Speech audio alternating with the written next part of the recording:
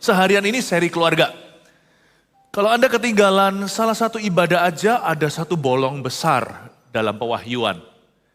Makanya itu tolong kejar ketinggalan. Ini adalah ibadah yang ketiga yang saya sampaikan dalam seri yang sama.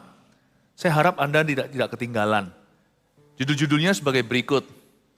Ya, tadi sebelum ini saya banyak mendalami dengan jemaat ibadah siang tentang mendidik anak.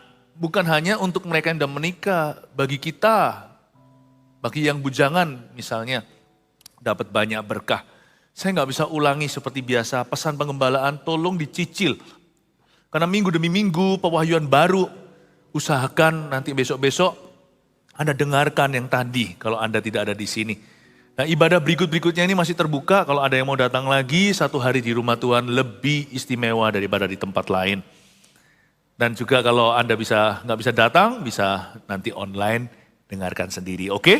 Sekarang kita masuk ke bagian yang sangat-sangat interesting, Musa dan Yitro, hubungan Alkitabiah, mertua dan menantu. Makanya tadi nggak janjian, lagunya curahkan mujizatmu. Mungkin ini adalah hubungan yang perlu mujizat kali ya. But it's not that.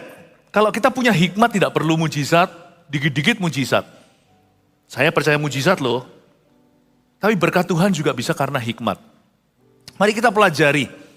Bagi kita yang sudah menikah, mertua. Nanti suatu hari kalau anak kita punya pasangan, mereka menikah, menantu.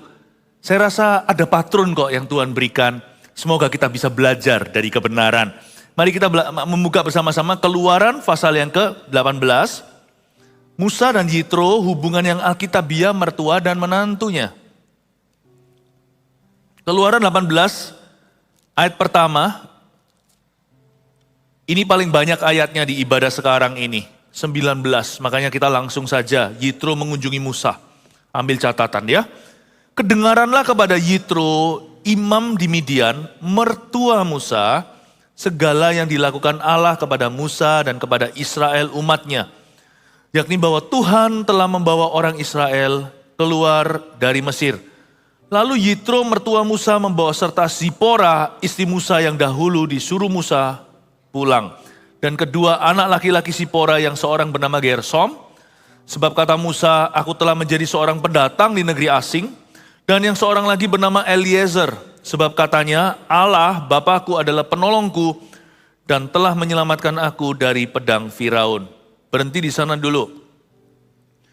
Ini langsung episode lanjutan. Kalau Anda belum pernah baca Alkitab, nggak akan familiar dengan cerita ini. Kenapa Yitro mengunjungi Musa? Musa sudah menjadi pembebas bangsa Israel. Dia kembali ke Mesir dari tanah Midian. Untuk apa? Dengan amanah untuk membawa orang Israel keluar. Pada waktu akhirnya Musa sudah keluar, orang Israel sudah dituntunnya, nggak tanggung-tanggung loh itu berapa juta orang, meskipun nggak banyak. Para teolog mungkin mendebatkan, mungkinkah sekitar 2-3 juta orang? Maybe. But for sure, there were many. Ada banyak sekali yang Musa pimpin. Musa butuh bantuan. Dan bala bantuan yang Musa akan dapatkan, itu datangnya dari mertuanya. Luar biasa ya. Bukankah hubungan itu harus selalu saling menguntungkan? Kedengaranlah kepada Yitro, imam di Midian. Siapa Yitro? Yitro ini mertua Musa. Biarlah kita dapat bocoran. Imam di Midian, mertua Musa. Tapi Yitro ini adalah seorang imam. Dia bukan imam keturunan Harun. Dia ini imam lain kayaknya. Adakah iman lain di luar Israel? Kalau kita baca, Midian itu keturunan Keturah. Keturah adalah istri Abraham setelah Sarah meninggal dunia. Setelah Abraham menjadi widower atau menjadi seorang duda, dia menikah lagi. Dia menikah dengan seorang perempuan bernama Keturah. Dari situlah keturunan Midian. Jadi karena koneksinya dengan Abraham, saya yakin he was a true priest. Zaman dulu itu pewahyuan sudah ada di sini sana. Misalnya di zaman Abraham sudah ada di tanah lain nama seseorang bernama Ayub. Waktunya kurang lebih lah, di sana itu banyak overlapping karena orang zaman dulu itu hidupnya lama sekali. Dan karena hidupnya lama bisa bersenggolan tahunnya di tempat yang berbeda. Dan ini di zaman itu ada pewahyuan-pewahyuan akan Allah. Ayub punya sendiri padahal Ayub itu bukan di golongan Abraham. Jadi ada sedikit sini sana. Yitro ini adalah keturunan imam di Midian. Dia keturunan Abraham pula. Meskipun dia bukan dari golongan Harun yang sah. Dari sini saya tahu bahwa he was a true priest, for your information, atau FYI. Ya, dia adalah seorang imam sungguhan. Tapi nanti kita lihat pewahyuan-pewahyuannya tidak selengkap pewahyuan yang diterima Musa. Karena Musa melihat Allah muka dengan muka. Ya, tapi apa gunanya? Tapi Yitro ini punya satu fungsi yang dahsyat di dalam kehidupan Musa. Moses learned leadership from his father-in-law. Musa belajar yang namanya kepemimpinan sejati dari mertuanya, bukan dari Firaun. Musa adalah didikan Mesir, ya kan? Dia diajari berbagai macam bahasa, budaya, engineering. Coba lihat itu piramid-piramid. Musa itu ngerti bangunan.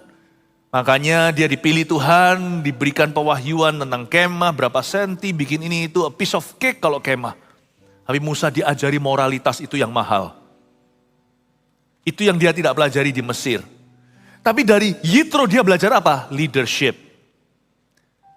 Ya, nanti saya akan back and forth waktu ngajar ini, tidak akan hanya bicara tentang eksklusif mertua menantu. Pedang itu bermata dua, selalu kita akan belajar sesuatu yang baru. Di sini mungkin ada anak-anak muda yang berkata, wah ini gak relevan buat aku. Siapa bilang firman itu selalu relevan. Yang penting pokoknya begini ya. Yang lebih tua itu harus mengajarkan leadership kepada yang lebih muda. Dan makin tua, kita harus semakin kuat dalam leadership kita. Notabene orang kalau makin tua itu makin kaku. Coba lihat ya. Kukwai-kukwainya, aneh-anehnya orang kalau sudah mulai beranjak usia. Lihat ya, kalau orang itu gak dibentuk Tuhan di masa muda atau gak selesai pembentukannya atau dia melawan, nanti lihat tuanya itu dia kekanak-kanakan lagi. Muncul lagi sifat-sifat masa mudanya atau masa kecil bahkan. Tapi yang kita pelajari dari hubungan Musa maupun mertuanya Yitro, dua-dua sudah sama-sama tua. Mereka itu matang dalam leadership. Makin tua, makin matang dan dewasa. Itulah harapan kita. We all must age not only physically well, we must age emotionally well, we must age spiritually well. Penting sekali menjadi catatan buat kita, janganlah kita hanyalah happy birthday to you, panjang umurnya, tiap tahun bertambah usia. Bukan hanya fisiknya, tapi yang kita perlu jaga adalah kerohanian kita. Supaya kita makin tua, makin dewasa rohani. Jadi yang perlu menua dengan indah itu bukan hanya badannya, tubuhnya. Tetapi juga emosinya. Semakin tua ya harus dirawat ya. Badan kita itu loh kalau mulai berusia, udah pasti mulai ada encok-encoknya. Dahulu kala bau parfum, tapi nanti kalau tua sedikit bau balsam. Iya sungguhan. Awal-awal waktu kita masih jauh lebih muda, kita olahraga itu untuk sok-sokan. Ya, kita nggak mikirkan kesehatan, tapi yang fun. Sepak bola, apa segalanya. Kita olahraga, apalagi yang binaraga untuk supaya gagah. Tapi kalau tambah tua yang dikejar kesehatan. Kalau nggak olahraga, sakit-sakitan. Right? Kalau yang wanita, pria juga sih sebenarnya, kita mulai tarik wajah. Kasih swangzen atau dikasih eyelidnya. Atau gimana lah, dikit-dikit sana sini, didempul gak apa-apa. Ya, kita harus berusaha melawan arus. Kalau yang rambutnya, perhatikan uban. Sebentar uban, sebentar hitam, sebentar uban lagi. Itu berarti ada chemical di dalamnya, itu ada semir-semiran. Apalagi yang sempat masuk LED, putih semua, sekarang di depan saya hitam. Pak Sam, ya kan? Saya juga sama, ya kan? Yes, of course kita harus memupuk diri. Tapi yang perlu kita pupuk terutama adalah kepemimpinan leadership. What comes with age? Bersama dengan penuaan, apa yang secara alami Tuhan percayakan pada ciptaan? Kepemimpinan. When you're older, you're a leader. Pasti itu. Itulah sebabnya jangan kaku, please. Tambah tua juga jangan jadi aneh. Tambah tua harusnya jadi semakin rendah hati, semakin jadi inspirasi, jadi teladan. Pengalaman banyak tapi gak sok-sokan, lu orang tahu apa, gak boleh bilang begitu. Tambah tua semakin bisa mendekat sama anak kecil, sama anak muda. Semakin jadi aset dalam hidup mereka, bukan menjadi momok dalam diri mereka. Saya bisa pelajari dua orang ini tua loh. Musa pada waktu dia pimpin bangsa Israel keluar Israel, ini udah umurnya 80. 40 tahun di Mesir dia dididik, masih muda sih, 40 tahun kemudian di Midian. Tapi Yitro lebih tua lagi tentunya. Tapi saya melihat mereka semua berdua sama-sama menjadi matang dalam Tuhan. Ini adalah imam di Midian, he was a true priest. Dia punya sepenggal pewahyuan akan Allah yang hidup. Tapi dia bisa menjadi aset luar biasa buat menantunya. Menantunya diajari perkara praktis dan teknis. Padahal menantunya ini sudah naik ke Gunung Sinai, melebihi mertuanya melihat wajah Allah. Tapi tetap dalam hal teknis dan praktis, dia bisa belajar sesuatu dari diri Yitro, mertuanya. Ingat ya, gak ada orang cukup rohani tahu segala sesuatu. Kita selalu akan belajar sesuatu, baik teknis kayak praktis kayak rohani juga. Selalu, we could learn from each other. Kita selalu bisa belajar dari seseorang. Jangan pernah orang tua, orang yang lebih tua selalu menganggap yang muda itu gak tahu apa-apa. Disinilah kematian gereja termasuk di Korea. You kalau belum 50, belum umur 50, gak bisa jadi youth pastor. Umur 50 kok jadi youth pastor, sudah old pastor. Umur 60 jadi sweet pastor. Pendeta manis dong. Bukan, bahasa Jawa, sawida. Gak bisa. Kita selalu banggakan, saya sudah makan asam garam. Jangan kutuki dirimu, nanti darah tinggi. Makan garam melulu. We could learn from people we lead. Kita bisa belajar dari orang yang kita pimpin. Kita bisa belajar dari anak muda, kita bisa belajar dari anak sendiri loh. Saya gak malu untuk mengakui, makanya anak-anak saya sehat gambar diri.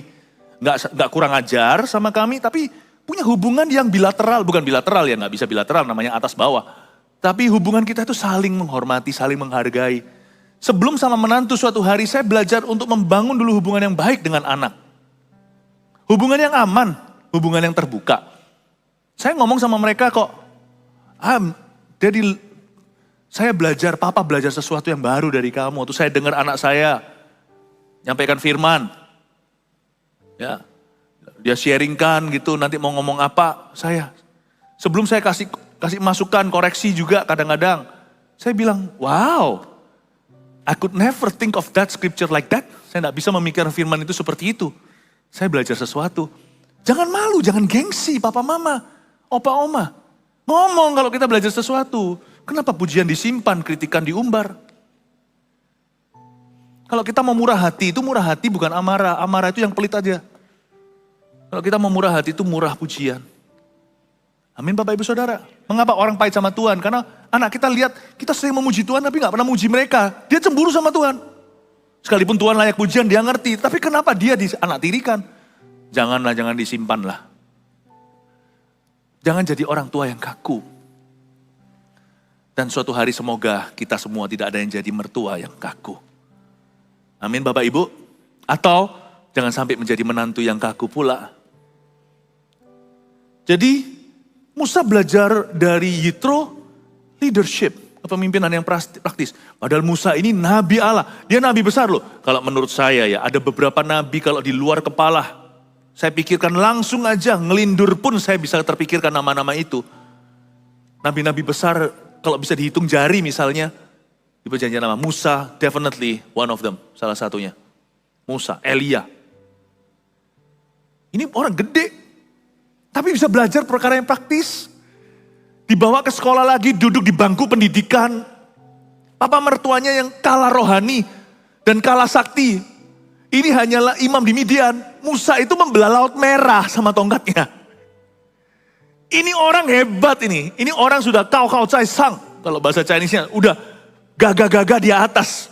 Nggak ada yang menyaingi dia. Bisa humble diajari leadership ABC, diajari organisasi. Isn't that wonderful? Ngajari apa sama kita? Kita nggak pernah pass the age of learning. Kita nggak pernah melampaui usia untuk belajar lagi. Mungkin bukan formal education atau pendidikan formal. Mungkin bukan dapat sarjana, tapi kehidupan ini kita harus selalu belajar.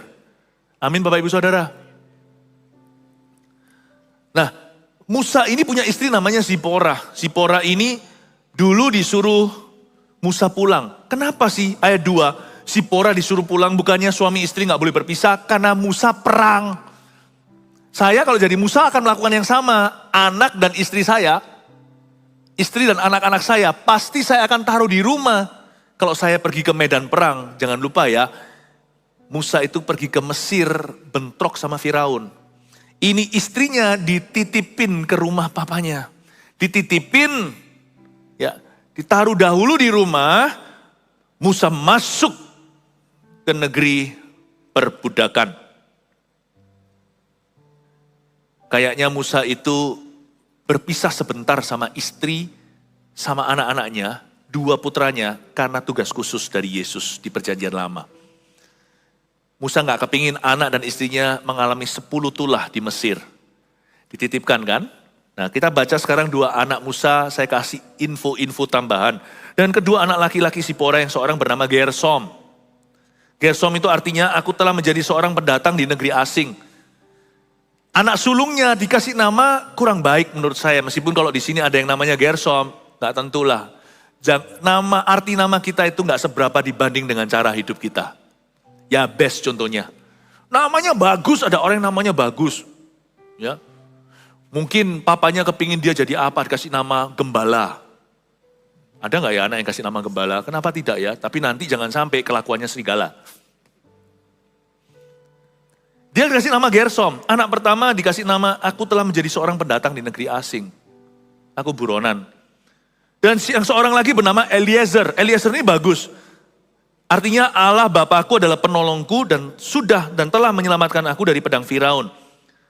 Anak kedua Musa itu kayaknya sudah dilahirkan di musim baru. Ketika Musa punya iman disegarkan oleh Tuhan.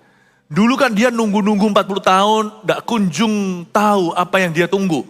Tapi waktu anak keduanya lahir, dia melihat tangan Tuhan yang menyelamatkan, bukan hanya atas dirinya, atas seluruh bangsanya. Allah Bapakku adalah penolongku dan setelah menyelamatkan aku dari pedang Firaun. Anak kedua lahir setelah masa Musa membebaskan bangsa Israel.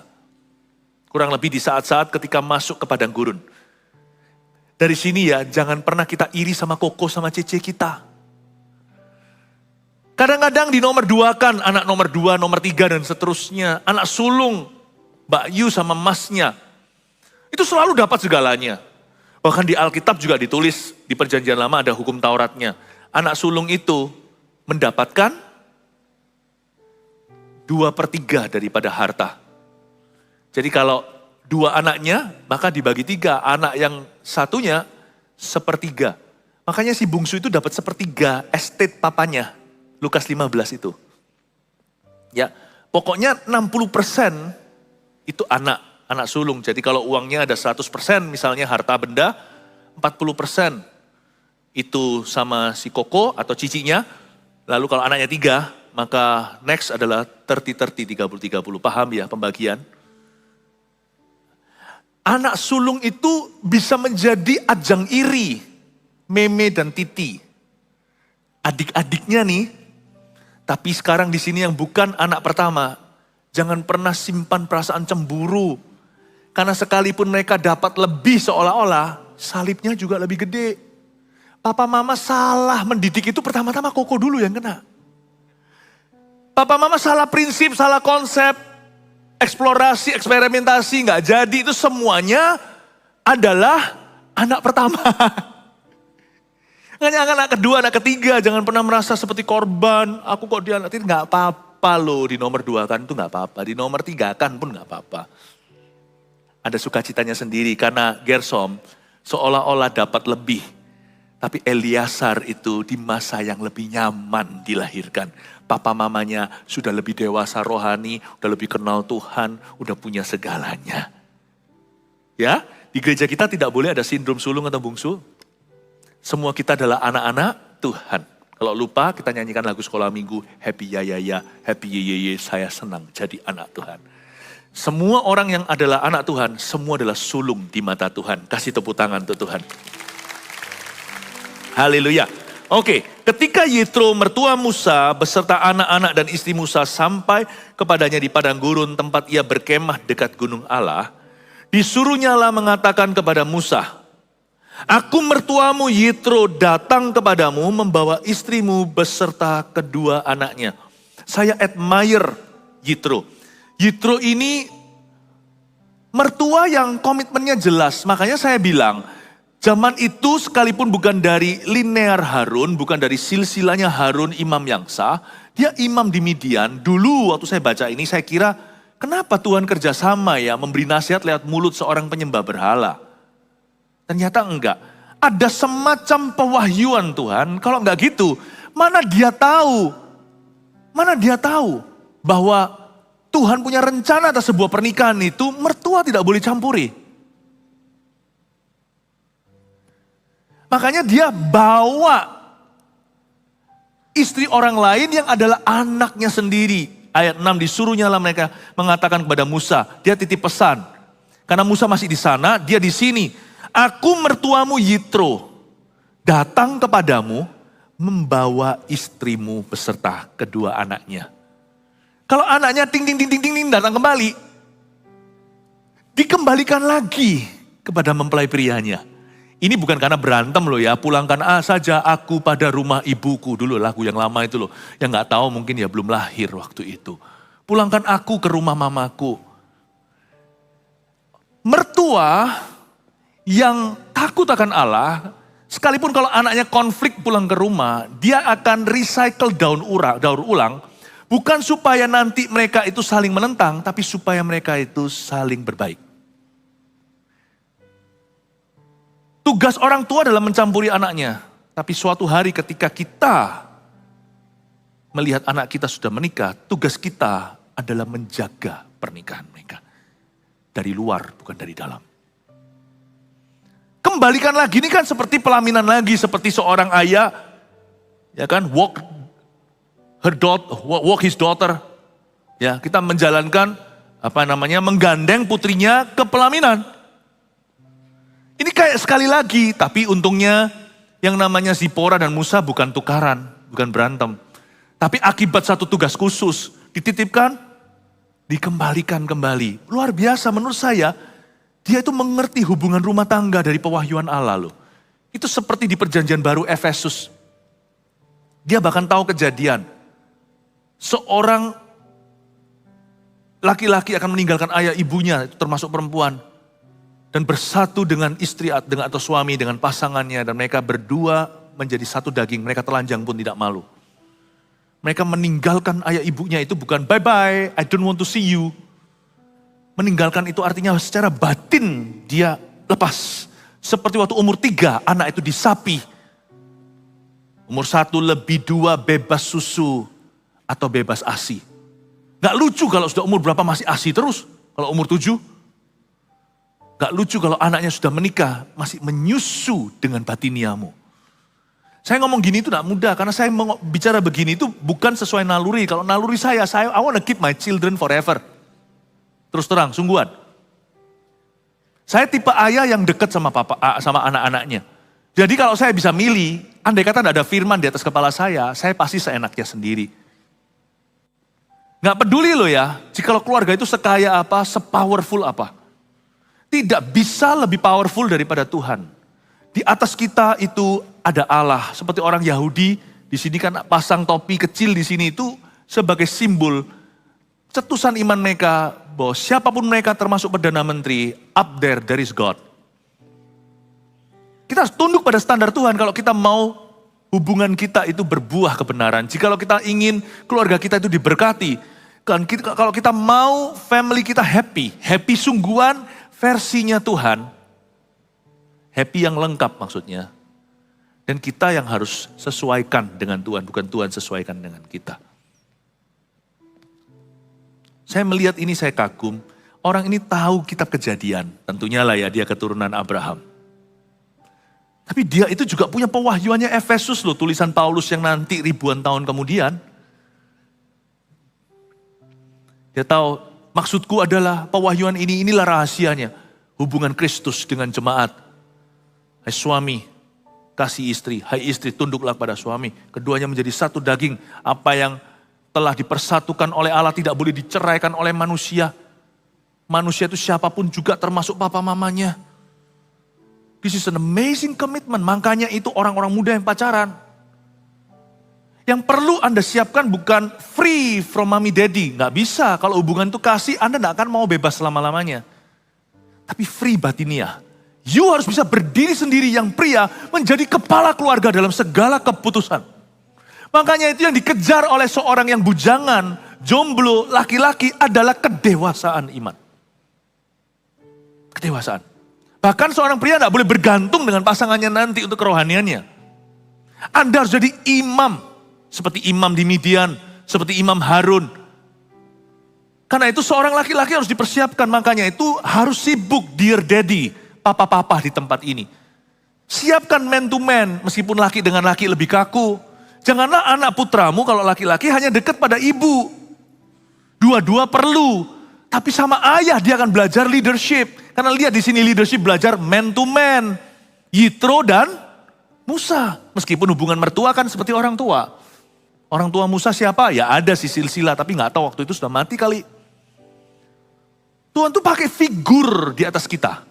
Tapi gak semua figur berfungsi, bahkan ada yang salah.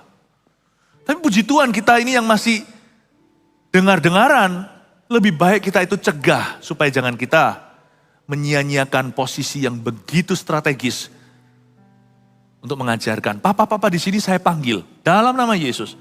Be involved in your sons. Saya tidak ngomong in your daughters first. Saya tidak ngomong tentang anak putrimu itu iyalah. Tapi ajari anak cowokmu. Jangan dimarahi melulu, ketemu hanyalah mengeluh. Teach. Ngajar itu bukan berkhotbah. Ngajar itu pakai bahasa sendiri. Bahasamu. Bahasa khotbah sebagus apapun di gereja, paling mempan adalah nasihat. Papa, meskipun celemotan mungkin bicaranya. Nggak apa-apa. Ya, karena itu saya melihat di sini betapa indah hubungan ini. Aku mertuamu Yitro datang kepadamu membawa istrimu beserta kedua anaknya. Tak pulangkan. Dia sungguh-sungguh jadi pemersatu pernikahan putrinya Sipora. I love it. I love it. Saya sebagai orang tua, saya diinspirasi sama Yitro. Dan saya belajar dari Musa. Wow, ya memang ada idealnya. Tapi kalau jatuh berapa senti dari idealismenya, coba dikejar kekurangannya. Do your best lah. Ayat 7, lalu keluarlah Musa menyongsong mertuanya itu. Sujudlah ia kepadanya dan menciumnya. Mereka menanyakan keselamatan masing-masing, lalu masuk ke dalam kemah. Kagum gak sih? Musa keluar menyongsong mertuanya, bukan di dalam loh, di dalam kemah.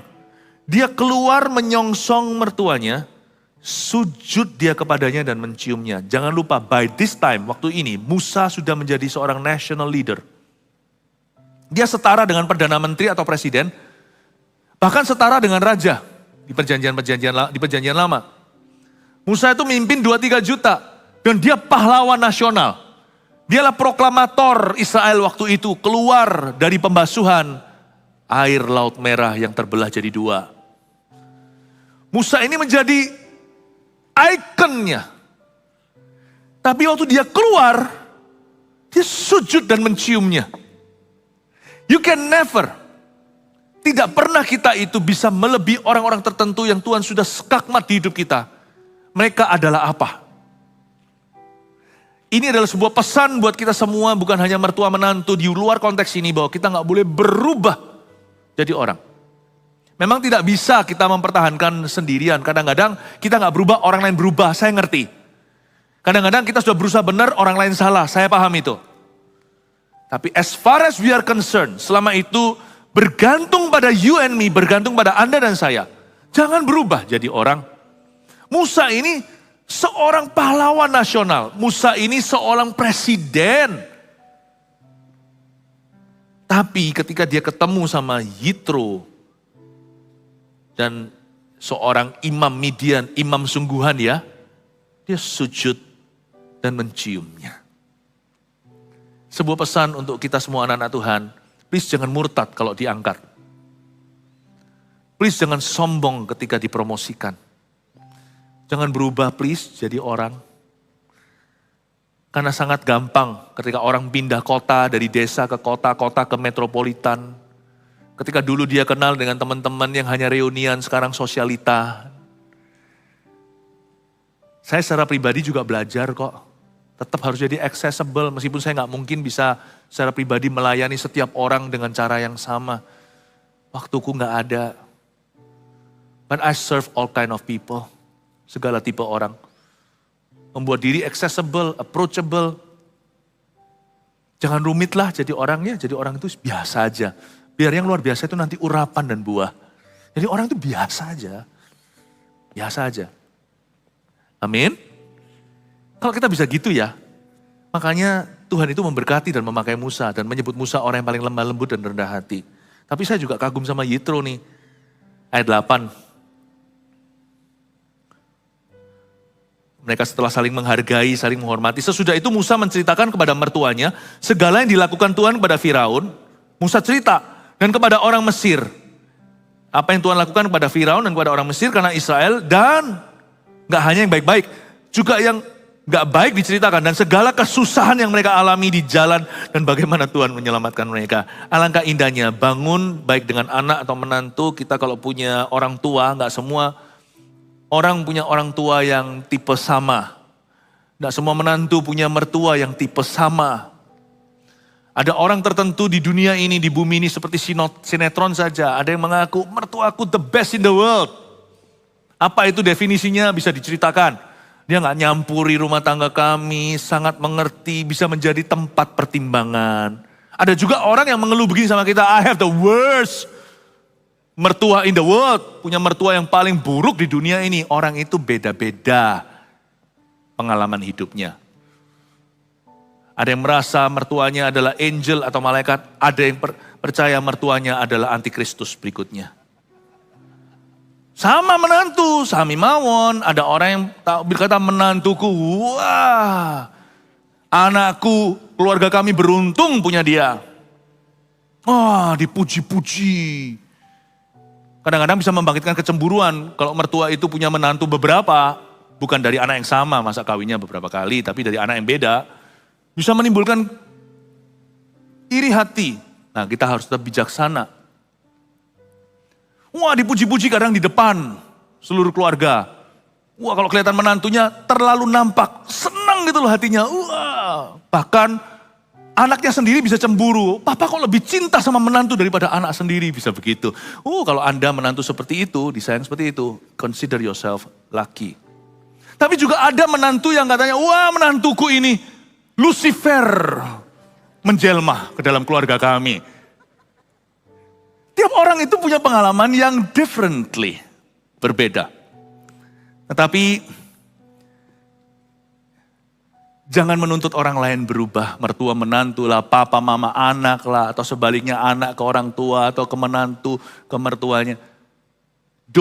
Jangan kita tuntut orang lain berubah. Kalau kita mau melihat perubahan dimulai dari kita. Roh Kudus itu lokal kok. Roh Kudus kalau telepon coba telepon Roh Kudus. Gak pernah di-charge internasional. Selalu lokal. He always starts with you. He always begins with us. Dia selalu mulai dengan kita. Sesudah itu Musa menceritakan kepada mertuanya segala sesuatu. Baik yang baik diceritain apa yang terjadi sama Firaun. Apa yang terjadi sama orang Mesir. Lalu Musa ceritakan kesusahan yang mereka alami. Saya gak ngerti. Dalam hal ini Yitro yang kasih angin dulu enggak? Kadang-kadang kita lihat orang tertentu itu aman buat kita. Jadi kita bisa cerita apa adanya dan segalanya. Apakah Yitro yang kasih semacam hin-hin begitu? Coba lihat ya. Ada orang tertentu susah didekati, belum didekati aja susah. Coba kalau Anda lihat ada orang senyum sama Anda, itu lebih gampang untuk menyapa ya kan. Jadi kalau ada orang yang mengeluh dalam hidupnya, tidak ada orang mencintai aku, tidak ada yang nyapa aku, coba.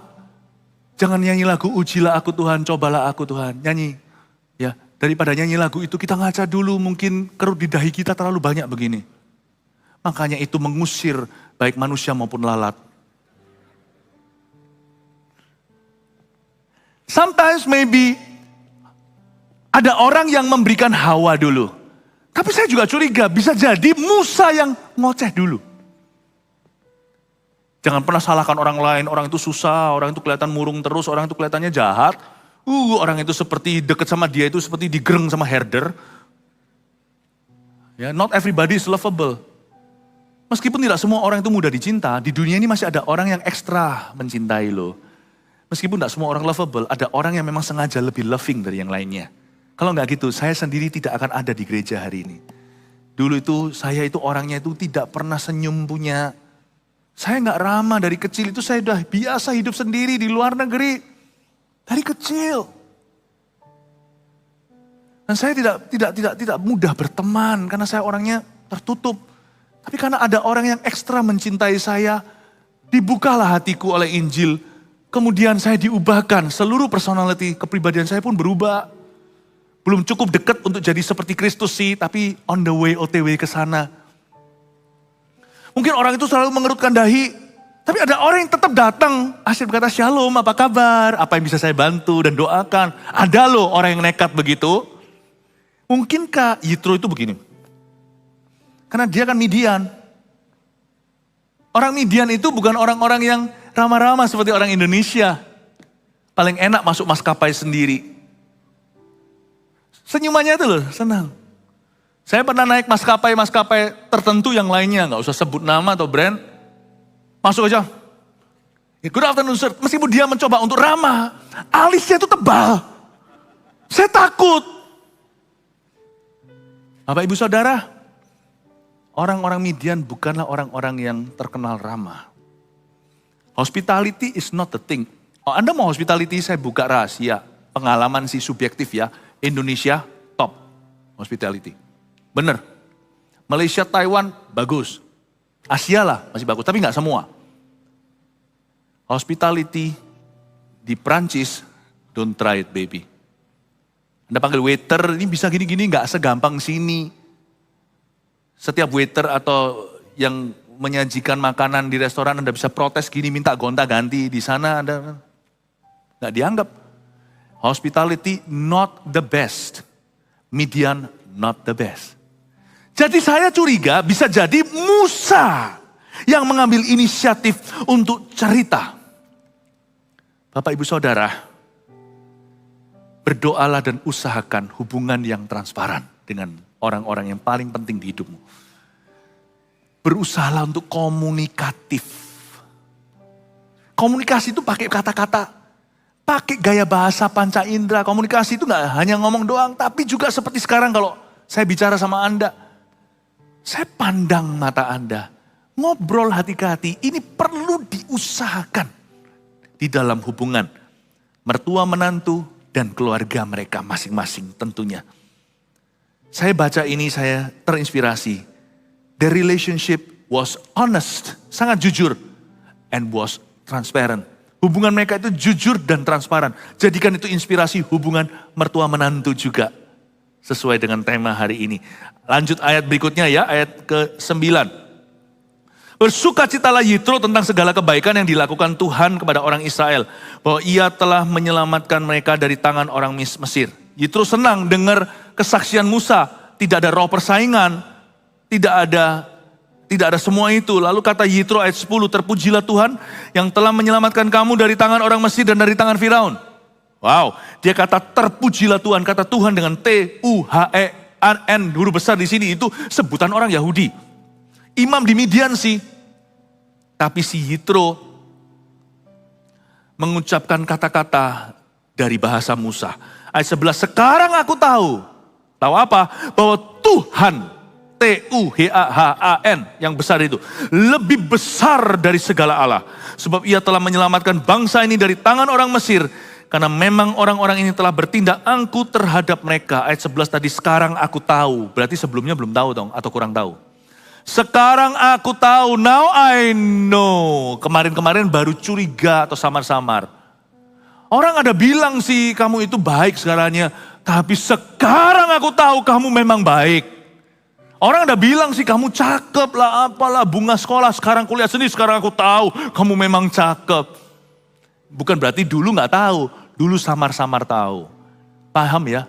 Pewahyuannya Yitro terbatas soal Tuhan. Tapi kali ini gara-gara Musa. Gak tentu loh senior junior. Junior yang jadi berkat. Pahami gak? Dalam hal ini boleh dikatakan Musa yang injili mertuanya. Dan gara-gara Musa Yitro berkata, sekarang aku tahu, now I know. Bahwa Tuhannya orang Israel ini. Keturunan Abraham sih memang. Tapi dari Sarah, bukan dari keturah. Lebih besar dari segala Allah. Dan Yitro mertua Musa ayat 12 mempersembahkan korban bakaran dan beberapa korban sembelian bagi Allah. Lalu Harun dan semua tua-tua Israel datang untuk makan bersama-sama dengan mertua Musa di hadapan Allah. Ini sebelum zamannya monoteisme. Atau sebelum zamannya, inilah. Bedanya monogami dan poligami apa? Itu bukan gummy bear makanan. Poligami itu artinya menikah lebih dari satu pasangan. Monogami itu artinya menikah dengan satu pasangan. Ya. Monoteisme itu berarti percaya hanya ada satu Tuhan. Ya. Tapi yang ada juga kepercayaan bahwa Tuhan itu ada banyak. Kayaknya menurut saya Yitro ini punya pewahyuan yang terbatas tentang Tuhan di perjanjian lama. Dan dia semacam percaya bahwa Tuhan-Tuhan ini adalah wakil-wakilnya, Tuhan-Tuhan yang lain. Sehingga ketika dia ketemu Musa, dan Musa cerita kesaksian Allah Israel bagaimana hebat dan nyatanya. Dia berkata, sekarang aku tahu Tuhan ini, I am Yahweh ini, lebih besar dari segalanya. Dan mereka sama-sama makan dengan mertua Musa di hadapan Allah, one God. Hari itu, Yitro diberkati oleh kesaksian Musa. Bahkan terkesan Musa yang menuntun dia ke dalam pengenalan yang benar. Indah ya hubungan itu, bukan hanya saling menghormati, tapi saling jadi berkat. Singkat ceritanya, nanti di ayat-ayat berikutnya, Yitro pun tidak minder. Karena dia tahu posisinya, sekalipun secara ilahi dia kalah, tapi posisi dia secara alami. Yitro tidak mencuri kemuliaan. Dan Yitro berkata, bagus nak, dia bersuka cita kan karena Musa. Tapi Yitro tetap ngasih dia saran praktis. Jangan sampai kita silau dengan sukses orang. Sesukses apapun orang, minimal kita bisa doakan orang itu. Supaya jangan jatuh, jangan berubah warna, jangan luntur sama Tuhan. Jagai keluarganya, kesehatan. There is always a need you can find in the most successful people even. Bahkan di dalam diri orang yang paling berhasil, paling berkuasa, punya segalanya pun kita selalu bisa menemukan sesuatu kebutuhan. Selalu jadi jawaban buat orang lain. Belajar itu jadi jawaban buat orang yang papah. Dan belajar menjadi jawaban juga bagi orang-orang yang seolah punya segalanya. Sebab setiap orang itu yatim piatu di dunia ini. Everybody needs somebody. Everybody needs God. Setiap orang butuh Tuhan. Dan Yitro karena dia tahu dia berada di posisi yang benar. Karena dia adalah orang tua bagi Musa. Dia kasih nasihat yang praktis. Mus-mus gitu ya. Mus-mus kus-kus. Mus, kamu harus gini. Nah singkat cerita dikasih nasihat. Ayat 19 saja langsung lompat. Ayat 19. Jadi sekarang dengarkanlah perkataanku. Yitro bilang begini. Saya tahu dia itu imam sejati. Karena dia itu punya percaya diri. Dia aman sama Tuhan. Jadi sekarang dengarkan perkataanku ya. Aku akan memberi nasihat kepadamu dan Allah akan menyertai engkau. Indah ya. Pernah enggak ada di sini seorang ayah yang merasa kurang rohani, kalah rohani sama anak-anaknya sudah pelayanan 10 tahun sebelum dia bertobat? Tapi belajar dari Yitro. Yitro bisa bilang gini, sekalipun dia baru kenal Tuhan berapa ayat sebelumnya, yaitu tepatnya ayat 11. Ini kan baru ayat 19, baru 8 ayat berikutnya. Yitro langsung punya percaya diri demikian rupa. Dia gak gurui Musa karena Musa lebih tahu. Yitro harus belajar apa itu 10 perintah Allah, ini segala. Tapi Yitro ngomong begini, jadi sekarang dengarkan perkataanku, aku akan memberi nasihat kepadamu. Dan Allah akan menyertai engkau. Wah, pede sekali. Kamu kalau dengar nasihatku, kalau kamu dengar nasihat papa, Tuhan akan sertai kamu. Wow. Coba bayangkan, papa yang paling gak rohani di rumah, mama udah pendoa syafaat dari dulu sampai namanya diganti Hana. Ya, tapi mama kalau suka perangi papa mungkin namanya ganti Deborah. Ahli perang, enggak, hanya bercanda. Deborah pun tunduk sama suaminya kalau Anda baca hakim-hakim itu. Ya. Nah, mama mungkin dari dulu sudah mendoa syafaat, lalu anak-anaknya udah dari sekolah minggu nih ceritanya. Di sini Eagle Kids ya kan. Lalu papa baru aja bertobat, baru kemarin dibaptis. Nanti pada waktu sama-sama, ini saya ngomong sama sang ayah, waktu kita lagi mesbah keluarga bulan depan, kumpul sama-sama. Kalau mama berkata, ayo papa yang doa, atau makanlah, doa makan. Jangan tolak, Pak. Anda mendoakan itu dan Tuhan dengarkan, dan akan ada berkat pada makanan. Bukan karena Anda lebih rohani, tapi karena posisimu sebagai kepala keluarga, imam itu. Sekalipun Anda masih belajar, masih baby rohani dibanding dengan sisa keluargamu, pray when you are given the opportunity to pray, open your mouth and pray. Jangan minder kalau diberi kesempatan untuk doa, buka mulut dan berdoa. Meskipun doanya funny, kedengarannya kurang gimana, mungkin diingatkan ya, terima kasih Tuhan dalam nama Tuhan, amin. Mungkin pelan-pelan mamanya bilang, kalau bisa lain kali dalam nama Tuhan Yesus. Ya kan? Coba, supaya kita jelas bukan mantra, tapi nama itu kan berkuasa, nama itu keselamatan. Nanti kalau Tuhan ngerti, tuntut Tuhan, tapi setan juga bisa klaim itu doa untuk aku kok. Karena dia juga merasa dirinya Tuhan. Tuhan siapa? Dalam nama Tuhan yang Maha Esa. Esa yang mana? Tuhan Yesus. Nah, ajari papa pelan-pelan gini. Ngerti. Bahkan ketika kami ya, saya dengan keluarga saya. Ini klan Mantova. Waktu kami doa. Misalnya yang lalu waktu lagi Sincia. Kita doa sama-sama. Kita Sincia bukan menyembah berhala. Kita kumpul keluarga kita sembahyang pada Tuhan Yesus. Waktu kita kumpul waktu itu masih Zoom. Saya masih ingat. Tahu nggak, menutup doa itu papa saya. Papa saya bukan pendeta. Tapi kami semua tunduk. Meskipun saya di gereja adalah pendeta keluarga saya. Dan ayah saya mendengarkan juga khotbah-khotbah saya. Ya. Tahu saya khotbahnya tadi gimana, apa tahu. Bertumbuh dari firman yang keluar dari mulut saya. Meskipun doa saya bisa lebih fasih misalnya. Tetaplah di mata Tuhan, papa diberi Tuhan suatu tempat untuk berdiri di hadapan Allah untuk anak-anaknya. Amin Bapak Ibu. Please jangan shy away. Dikasih kesempatan untuk baca Alkitab, bacain dulu. Kalau Anda tidak tahu, tidak bisa jabarkan ayat, tapi anaknya itu seorang CGL, pemimpin sel group yang mahir sekali berkhotbah. Anda nggak mau ngaku sih, mindernya ditutup begini, nggak usah kamu aja. Padahal sebenarnya aku nggak bisa. Nggak apa-apa, kalau Anda nggak bisa, waktu mesbah keluarga, kalau memang ada, mesti adalah. Keluarga nggak pernah kumpul doa, itu kan keterlaluan, kata orang timur. Mesti ada. Dan kalau Anda nggak tahu mau khotbah apa, gampang, baca aja ayat semuanya. Bapak, Ibu, Saudara, Yitro tetap berkata, jadi sekarang dengarkan perkataanku, aku akan memberi nasihat kepadamu dan Allah akan menyertai engkau. Adapun kau, lalu bla bla bla. Setelah itu dia ajari gimana caranya breakdown. Jangan semuanya itu datang ke Musa, minta diadili, minta dihakimi, minta diberikan solusi. Mati muda menantuku ini, nanti anakku jadi janda.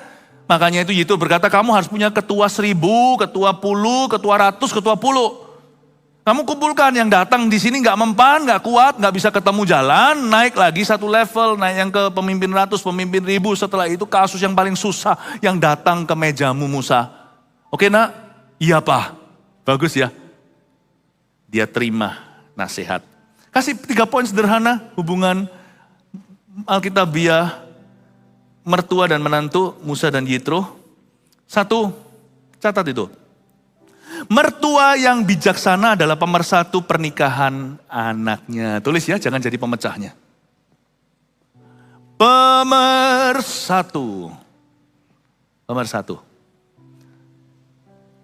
Mertua yang bijaksana adalah pemersatu pernikahan anaknya.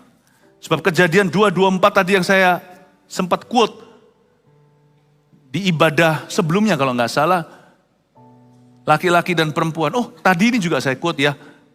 Seorang laki akan meninggalkan ayah ibu dan bersatu dengan istrinya. Jadi kita harus tahu, anak-anak kita itu titipan dari Tuhan. Dan juga titipan orang lain. Saya besarkan anak saya supaya menjadi milik pasangannya. Tapi juga dibilang rugi ya enggak, sama-sama cuan. Berarti anak orang lain dibesarkan juga untuk anak saya. You know that you don't control the universe, Mami Daddy. Kita hanyalah hamba. Dan mereka pun, nanti anak-anak kita menikah, itu pun titipan pasangan. Hingga maut atau kematian memisahkan. Paham ya Bapak Ibu? Saya punya sebuah prinsip, kalau ini harapan saya. Anda bisa ikut, bisa enggak, kalau yang ini subjektif ya. Hanya sharing-sharing saja. Apa maksudnya mertua yang bijaksana adalah pemersatu pernikahan.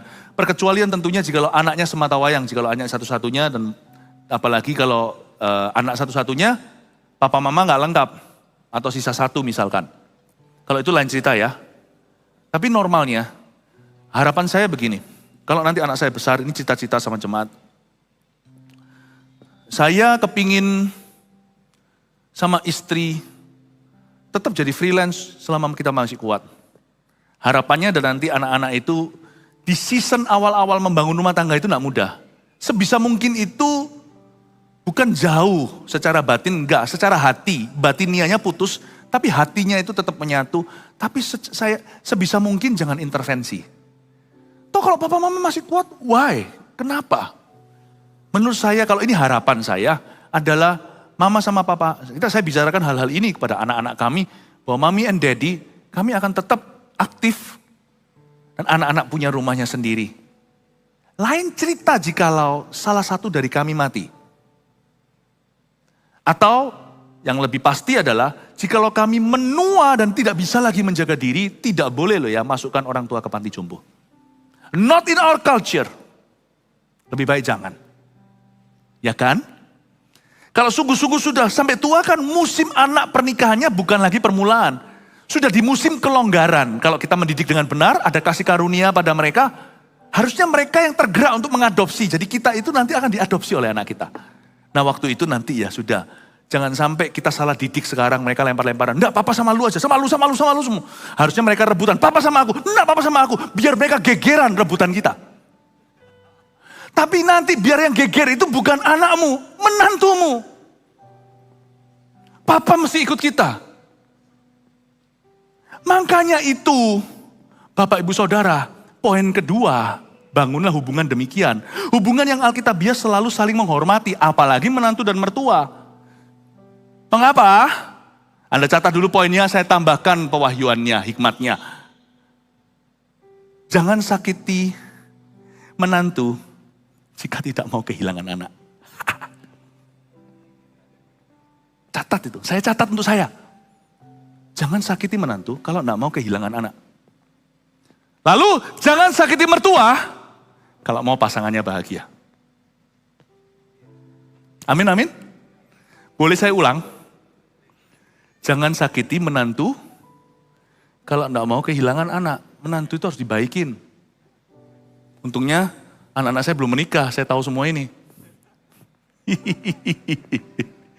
Menantu mesti dibaikin. Kalau enggak yang rugi siapa? Kehilangan anak.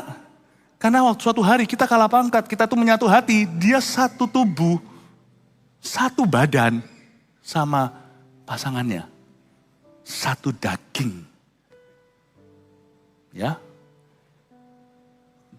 Tapi jangan sakiti mertua. Jikalau Anda mau pasangan Anda bahagia. Karena itu papa atau mama atau papa dan mamanya. Never do that. Amin Bapak Ibu Saudara. Semoga ini jadi berkat buat kita, tapi bukan hanya mertua menantu, tapi juga semua hubungan ya. Hubungan yang alkitabiah itu selalu saling menghormati, kayak Musa sama Yitro tunjukkan. Yang ketiga, menantu yang baik, tadi kan soal mertua nomor 1, sekarang yang menantu. Menantu yang baik menjadi berkat dan mudah diberi nasihat. Gak ada cerita di ayat 19, si Yitro berkata, ini ya, papa kasih nasihat kepada kamu dan Allah akan menyertai kamu. Lalu habis itu Musa walk out. Gak ada kan ayatnya? Menantu yang baik jadi berkat. Dalam konteksnya Yitro dan Musa, Musa yang menuntun papa mertuanya untuk kenal pewahyuan dan pengenalan akan Allah. Dahsyat. Tapi Musa sekalipun menjadi spiritual leader dan national leader, pemimpin nasional, dia itu mudah diberi nasihat tuh. Tahu nggak, posisi kami anak, saya buka rahasia, posisi kami menantu, posisi kami anak itu, kami itu tidak bisa tidak, mesti dengar nasihat. Mesti. Karena itu gunakanlah lokasi strategismu, hai orang tua, untuk pertama-tama menangkan kekaguman mereka dengan jadi bijaksana dan jadi teladan dulu. Lalu speak into their lives. Karena mereka tidak akan resent you. Mereka tidak akan resist, mereka tidak akan menolakmu. Jikalau mereka menolakmu, pasti ada sebuah kejadian yang perlu dikonselingi dulu. Pasti ada sesuatu sehingga terjadi konsleting demikian. Kalau enggak, tidak mungkin anak kita memberontak sama kita. Karena ari-arinya sama siapa? Tidak mungkin menantu itu akan konsleting dengan mertua. Tidak bisa. Kenapa? Karena Tuhan memberikan tatanan, kecuali jikalau tatanan itu dirusak. Paham maksud saya Bapak Ibu? Tatanan itu dirusak, tadi saya sampaikan tentang namanya ruang hampa. Tapi saya nggak jelaskan di sini terlalu panjang. Itu di ibadah sebelumnya dengarkan sendiri. Ruang hampa. Sebenarnya teachable moments masa-masa muda diajar buat putra-putri kita, itu ada dan itu banyak. Tapi kita lewatkan sehingga akhirnya anak-anak kita lebih suka pakai headset di sini. Pada waktu kita kumpul semuanya dan mereka cuma dengarkan musik dan mereka tidak mau masuk dalam duniamu. Lalu diomongin apa, mereka lebih dengarkan teman. Itu bukan karena dia berontak, tapi karena Anda kelewatan masa-masa yang paling mudah. Masa-masa mereka yang paling mudah untuk diajari. Sekarang mereka sudah diklaim guru, ada guru lain selain dirimu. Meskipun marganya tetap adalah marga Anda, mereka punya hati sudah milik orang lain. Jangan salahkan kalau diambil orang. Amin Bapak Ibu. Sebenarnya anak itu gak bisa berontak. Gak bisa. Tapi kita mengalami miss moment, momen-momen yang missing. Gak percaya? Coba. 18 tahun anak Anda ulang tahun jangan datang. Nanti happy birthday to you dari dirimu akan tidak familiar buat dia. Menjadi asing dan dia tidak harapkan. Kalau sampai mereka tidak mengharapkan atensi dari Anda. Karena mereka sudah sakit mah. Tidak pernah dikasih atensi dari sejak kecil atau muda. Gak ada orang itu lambungnya itu tolak makanan. Kecuali ada sakit. Kecuali terjadi sesuatu sebelumnya. Oleh karena itu Bapak Ibu. Ayat tadi yang 1, 2, 3.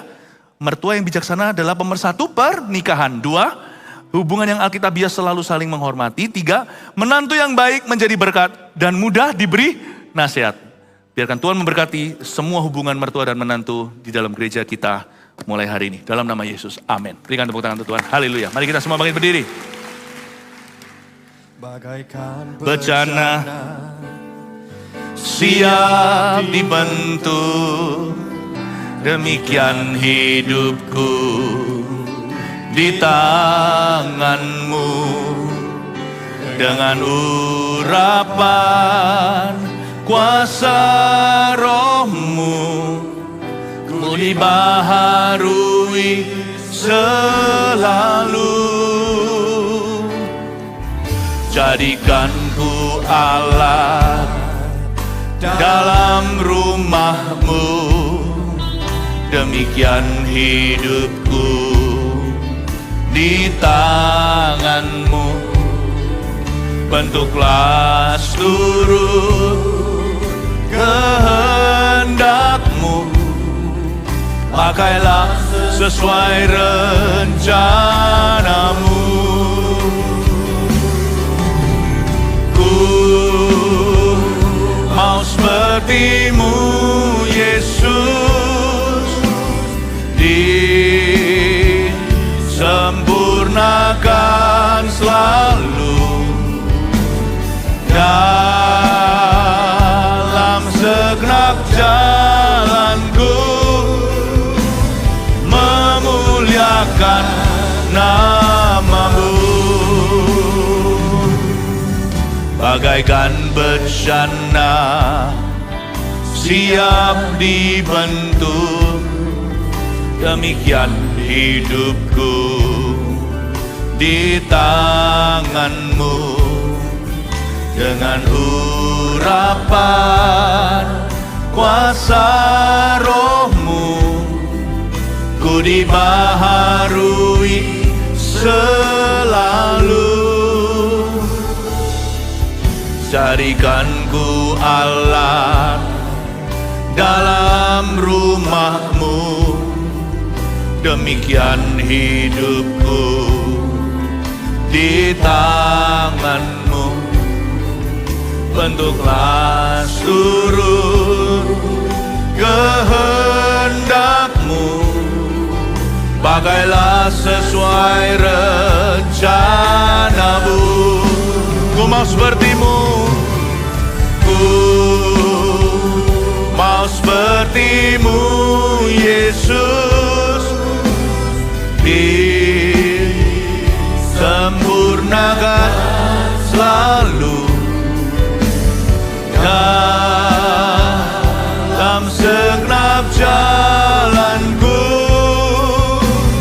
memuliakan nama-Mu. Ku mau seperti-Mu Yesus, oh ku mau seperti-Mu Yesus, disempurnakan selalu dalam segenap jalanku. Mari kita berdoa di dalam Roh Kudus, minta Roh Kudus yang bekerja dalam setiap keluarga. Ora maya maralana ya shanala maya so, hiara maya shanala maya ralama. Tuhan menyempurnakan, hiara maya se, hiara maya shanala maya se, hiara maya shanala, hiara maya so, hiara maya se, hiara maya so,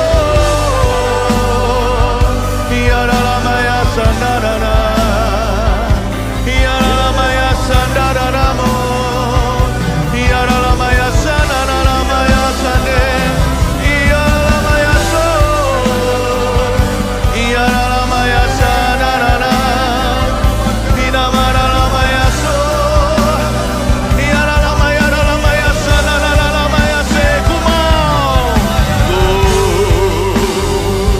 mau seperti-Mu Yesus, disempurnakan selalu dalam segenap jalanku, memuliakan. Sekali lagi, ku mau seperti-Mu.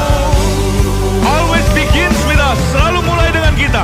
Ku mau seperti-Mu Yesus, disempurnakan selalu dalam segenap jalanku,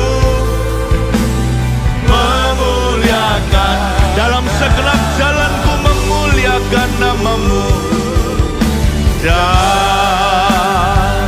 Dalam segenap jalanku, memuliakan nama-Mu. Dalam segenap jalanku, dalam segenap jalanku, memuliakan nama. Biar nama-Mu dimuliakan atas setiap family, atas setiap keluarga. Haleluya, haleluya.